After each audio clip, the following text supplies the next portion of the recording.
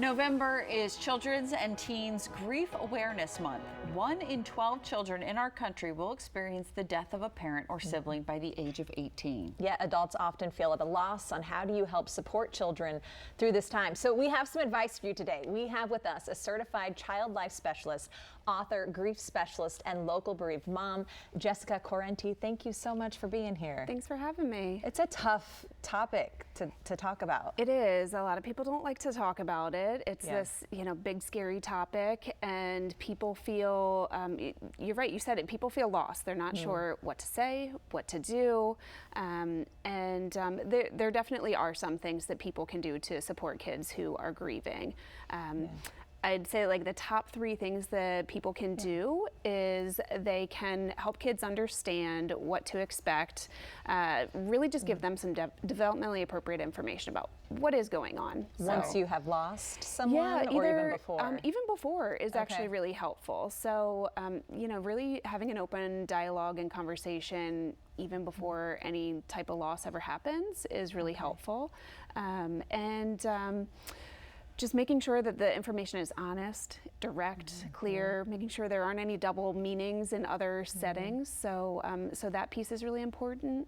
Helping kids to understand the emotions that are involved with grieving. How much of your own emotion should you be sharing with them? That's a great question. So it's definitely a balance. I always encourage parents to share some of their emotions, because that way it invites children to share their own as well. It's kind of a permission slip in a way. Right. So don't be afraid to share. Yeah, don't be afraid to share your own. You don't want them, coming back and trying to support their parent or caregiver, but a little bit of it's okay to feel this way. It's okay to share that. You work with both children and teens. I imagine the way they respond to this event is very different. Yeah. You have to adjust based on who you're working with. Oh yeah, for sure. And there are some certain, classic ways that younger kids will process and cope with information compared to teens. But at the end of the day, I would really make an assessment of each child, figure out what's going on for them, see what they know, what questions they have, how they feel, how they want to cope with things. And they might have to try a lot of different things before they figure out what works for them. So it's a lot of trial and error. There's not a, one size fits all for, this age or that age. So just figure out what works for them. I have to say I was surprised by the 1 in 12 number before the age of 18. And we're talking about maybe the loss or death of a parent or a friend, but there's also loss with divorce, military deployment, right? There's all different types of what we... when you really break it down, pretty much every child is going to go through some type of grief or loss scenario before they are an adult, because that 1 in 12, that is the loss of a parent or sibling by the time they're 18. That doesn't even include, grandparents, friends. Friends. Yeah, that number is actually 1 in 5.